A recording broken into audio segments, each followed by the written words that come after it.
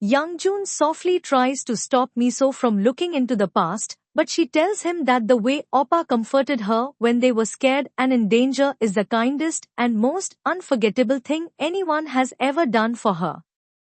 Her eyes show a deep emotion as she remembers it. She turns to leave, so he calls after her, his voice full of emotion, saying he'll let her do everything she wants and tell her anything she wants to know. He says he'll bear with it, because when it comes to her, he feels strong enough to handle anything. He holds out an arm and says in a sweet, playful tone that this is where she belongs, making her giggle unexpectedly. They head back to the guest house, and she says she has something to ask, so he stands taller, trying to look calm and ready. Then she brings up their almost kiss, and he flinches, his confidence slipping as he reacts in surprise. She asks why he pushed her away, knowing that he doesn't do anything without a reason, but she can't figure out what that reason might be. Young-joon takes a breath and gathers his courage, then says that sometimes, when he closes his eyes, he sees a ghost.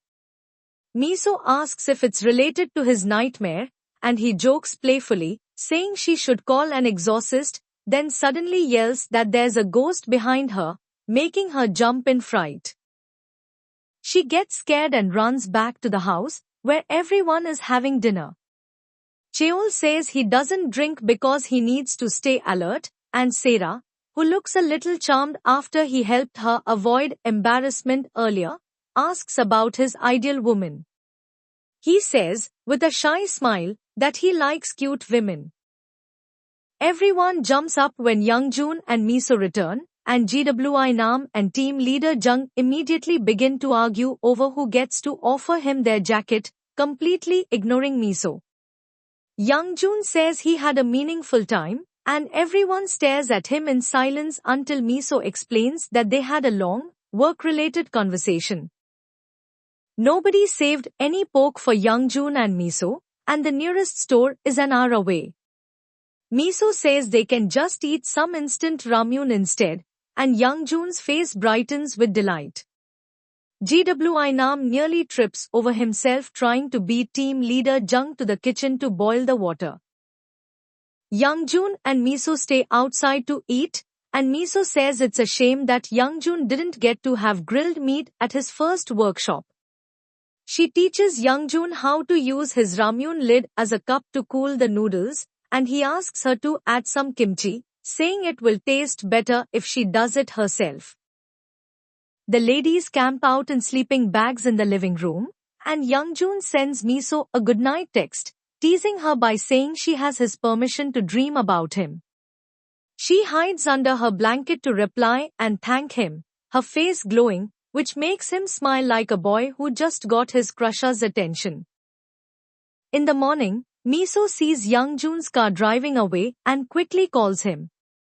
He explains that an important buyer has suddenly arrived in Korea, so he wants to try and arrange an exclusive contract with them.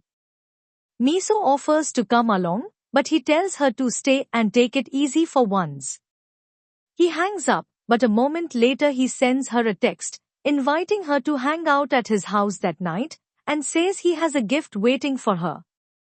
That's clearly a date, he just asked her out, indirectly. She doesn't reply right away because Sarah corners her, going on about something trivial, which leaves Young-joon nervously checking his phone every few seconds. When she finally accepts, Cheol catches Young-joon smiling from ear to ear, and Young-joon quickly pretends he's just stretching his jaw. Young-joon successfully lands the new contract, and after the meeting, he asks Yoshik to help him with grocery shopping. They buy enough food for 20 people, so Yoshik is shocked when he realizes there's no big party, just Young-joon, preparing for one special guest. When the team arrives back in town, Miso can't get away fast enough, and Sarah tells the others that she's been acting strange lately. She guesses Miso might have a date, but the other ladies remind her that Miso never dates because Young-joon always keeps her busy with work. As Miso gets ready to visit Young-joon, She tells herself there's no reason to dress up. Then she spends hours curling her hair and trying on outfits until she finds the perfect one. She pulls hard-working cow and Remember Me out from under a pile of rejected clothes and heads to Young-joon's house. She finds him on the deck, clearly struggling with the grill. When he sees her, he goes slack Javed, completely taken aback, but manages to say she looks really pretty. He proudly shows her the meat he's grilling, the meal she said she wanted, but ends up burning the last piece. Still, he laughs and admits that this is one thing he's not good at, but at least he tried, just for her. They settle for delivery pizza, and as they eat, Miso gets something on her lip. Young-joon reaches over to wipe it away, and they catch each other's eye. Then Young-joon slowly leans in close, but suddenly, he hears a nightmarish voice whisper, "I don't want to go alone. Let's go together," followed by a little boy screaming. He starts to shake, and his eyes fly open, but this time, he fights the urge to pull away. Miso senses something's wrong, so she lightly jokes, asking which direction he's going to push her this time. Young-joon tries to explain, his voice unsteady, but Yoshik arrives with perfect timing, and both Young-joon and Miso quickly jump apart. They try to act natural, but it's not easy. Miso is standing stiff as a board, and Young-joon is leaning awkwardly over a lamp. Yoshik doesn't buy it, and he offers to give them privacy, but Miso quickly volunteers to go home instead. Poor Yoshik drops to his knees in front of Young-joon to apologize, and Young-joon glares at him like he wants to tear him apart. On her way out, Miso thinks about both times Young-joon nearly kissed her. Each time, he pulled back at the last second, looking upset, and now she's sure something very strange is going on. In the morning, Yoshik shares an elevator with Miso on the way into the office, and he apologizes if he interrupted anything the night before. Miso quickly denies it, rambling that nothing happened, and she's not sure what he's thinking, but her words sound completely unconvincing. Yoshik nearly twists his ankle stepping out of the elevator, which reminds Miso to ask how Young-joon got his scars. Yoshik says he only saw them once, since Young-joon is always careful to change clothes in private. They were playing football, and while leaving the locker room, he caught a glimpse of the scars on Young-joon's ankles. He says the scars looked really old, and it seemed like Young-joon's ankles had been tied to something. Yoshik adds that they reminded him of a dog he once saw, tied up for a long time with a thin leash. But he says Young-joon isn't the type to share personal stories, so he never asked about it. He mentions Miso's kidnapping, and says he once wondered if Young-joon's scars had something to do with it. But then Miso said it was Sageon who was kidnapped. Miso thinks hard about what could cause such deep scars on both ankles, but the only thing that makes sense is what Yoshik suggested, that he was tied up. When Young-joon arrives at work, he notices Miso's troubled expression and wonders if it's because of their second almost kiss. He says boldly and a bit too loud that he wants to kiss her, which Jia overhears. So he quickly shouts that he wants to have a meeting, pretending that's what he meant all along. Mayum brings cookies for the office team, leaving an extra one on Sarah's desk. And Cheol's face lights up with a small, adorable smile. Team leader Jung brings Young-joon his weekly report, including a draft poster for the amusement park's upcoming festival. It shows a couple kissing under a sky full of fireworks, reminding Young-joon of last night's almost kiss. He sees Miso still looks worried, and assumes she's also thinking about the kiss. He starts wondering how to bring it up and explain. Sarah finally arrives and sees the cookie on her desk. Team leader Jung tells her it was left by someone who likes her. Cheol happens to walk by, and Sarah remembers how he heroically rescued her falsely. She sends him a text thanking him for the cookies, then giggles to her coworkers about how awkward it is to have a secret admirer. She nearly chokes when they tell her the cookies were from Mayum. Blushing in embarrassment, she rushes out of the office to get herself together, only to run right into Cheol. He asks her what the text means, and she snaps that she was just being thankful, okay? But later, when she's alone, she remembers him saying he likes cute women, and a mischievous sparkle appears in her eyes. Young-joon can't stop thinking about the almost kiss. He keeps trying to write a text to Miso about it, but everything he types sounds either too embarrassing or way too honest. Miso sends a reluctant Jia to give Nam his prize for the ribbon game. Then, enjoying a quiet moment, she unwraps one of the caramels that remind her of Oppa. Young-joon appears nearby, looking like he wants to talk, and when he sees the caramel in her hand, he snatches it away, partly teasing her, partly to hide his nerves. Gathering all his courage, Young-joon looks Miso in the eye and says, "I'll overcome it. I, Lee Young-joon, can overcome anything." Jia brings Nam his tablet, and he smugly says she must be very grateful, since he found 2 ribbons while she only found 1. He claims she's lucky to get a whole tablet just because he's a gentleman, and reminds her that he even let her get away with leaving him stuck in a tree. Because of that, he warns her never to reveal his secret. He asks when she's moving into his building, and says that whenever someone orders food delivered, it's usually more than one person can eat.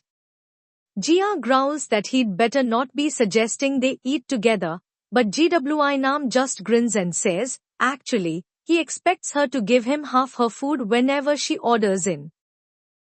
Sarah shows up at Cheol's desk, suddenly speaking with a lisp and wearing girlish braids, trying to act cute.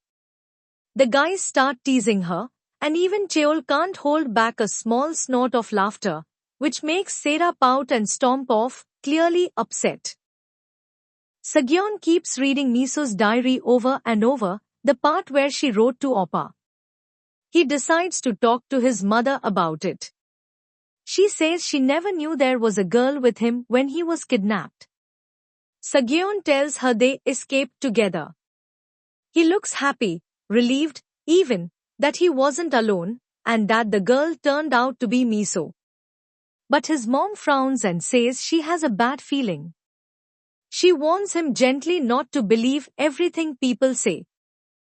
Later, Mom calls Miso and asks her to come visit.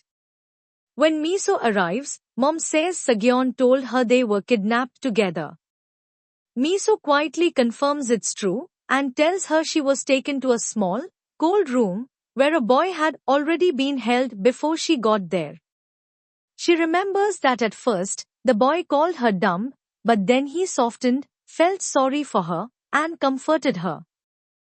Crying, Mom asks, "Was my son okay?" Miso nods and says he was okay. She tells her that he even walked her home after they escaped, and promised they'd meet again someday. She remembers Oppa being brave and kind, doing everything he could to protect her. Miso says Oppa was wearing a blue shirt and a jacket. But Mom corrects her, it was a cardigan, not a jacket. She remembers clearly, because it was custom-made by a designer. She says she worried every day during those 4 days he was gone that he didn't have a proper coat, since he's always hated the cold. She then shares something painful. Ever since that incident, their family has suffered. Whenever the 2 boys were together, Sagyeon would lash out at Young-joon. Miso asks why Young-joon lost his memories, and Mom explains that one day, he suddenly fainted, and when he woke up, he couldn't remember anything. After that, the family seemed to go back to normal, but deep down, she admits, things were never really okay again. She begins to say, "But Misoya," when suddenly Sagyeon walks in and cuts her off. He cheerfully invites Miso to stay for dinner, but she politely declines. So he offers to walk her out instead. While he goes to change, Miso notices something shocking. His ankles have no scars. Sageon brings up the art center opening tomorrow. He says he once regretted agreeing to the book concert, but now he thinks he made the right choice, and that he's glad they got to meet again because of it. He sighs and says he hopes this hot summer ends soon, because he likes winter more. Miso frowns slightly. She says she thought he got cold easily, but Sageon says, no, that's not true. Miso feels even more confused on the way home. Young-joon's mom had clearly said that Oppa hated the cold, but Sageon just said he liked it. She remembers being caught in the rain with Young-joon, and how worried he was about her getting sick.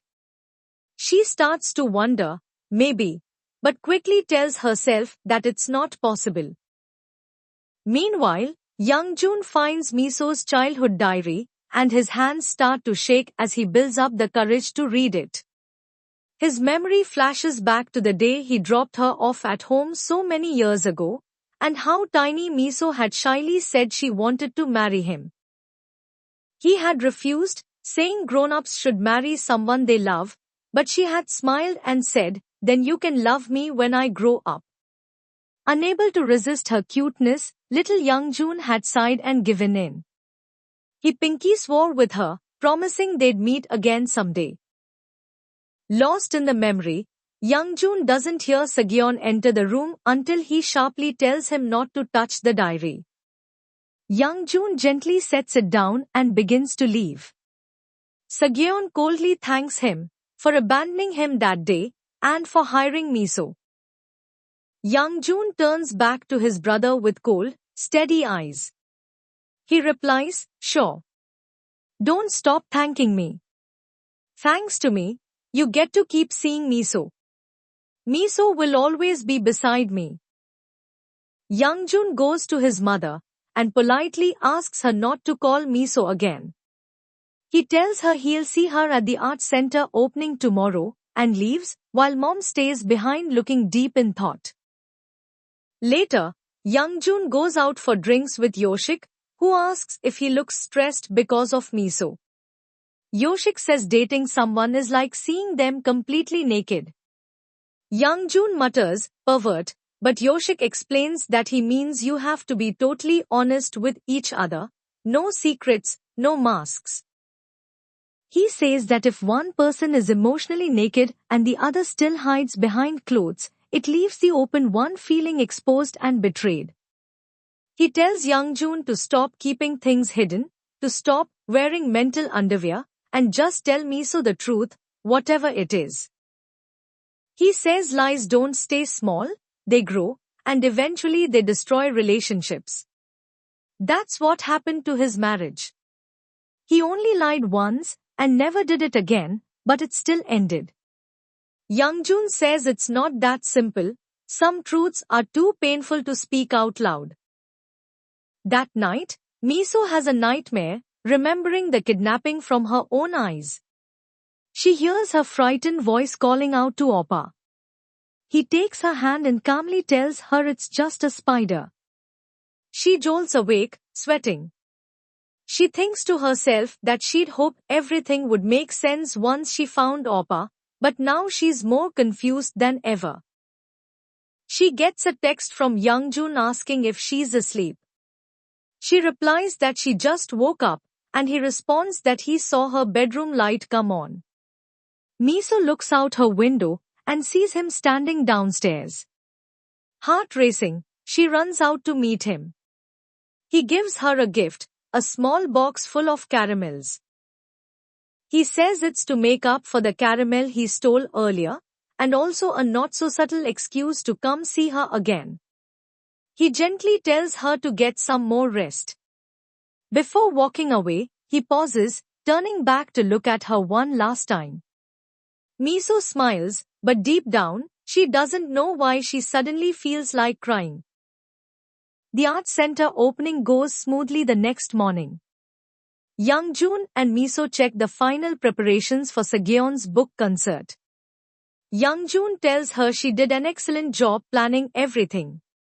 At that moment, Seogyeon walks in and sees them smiling at each other. He heads to the waiting room and calls Miso in, saying he wants to review his lecture. He claims he's nervous about public speaking. Miso reads the speech and tells him it's good. As she starts to leave, Seogyeon suddenly stops her with a wrist grab. He glances toward the door, and there stands Young-joon, staring at their hands. Miso quickly pulls her arm free.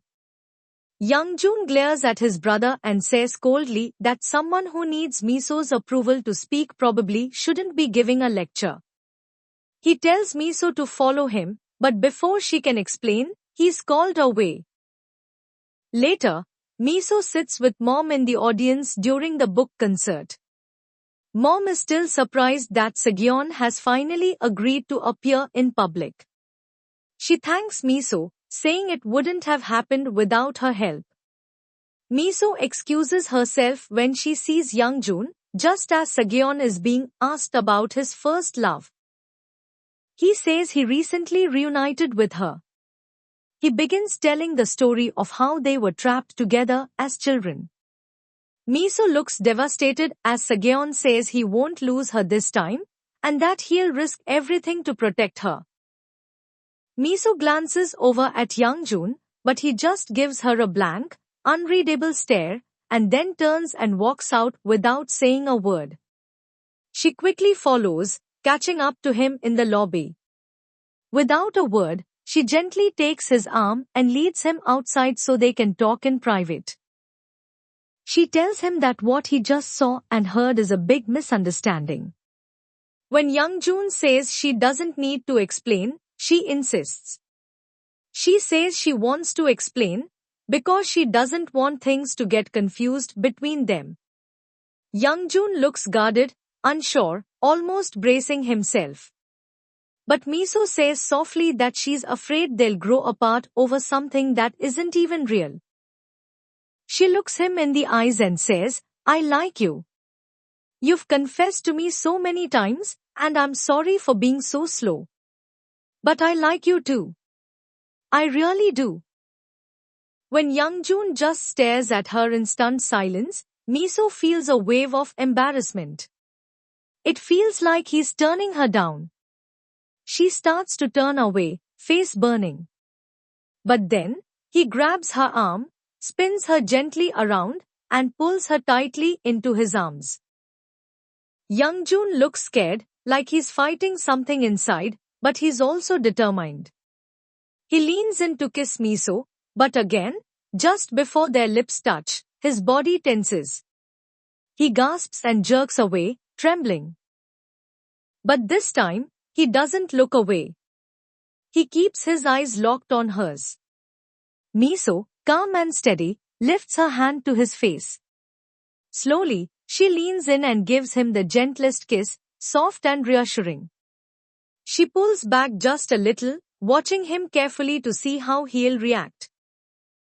She doesn't get far. Young-joon cups the back of her neck, his fingers trembling, and this time, he doesn't stop himself. He pulls her in and kisses her, fully, deeply, without holding back. He kisses her again, and again, and again, every misunderstanding gone, nothing left between them but the feeling of love and togetherness.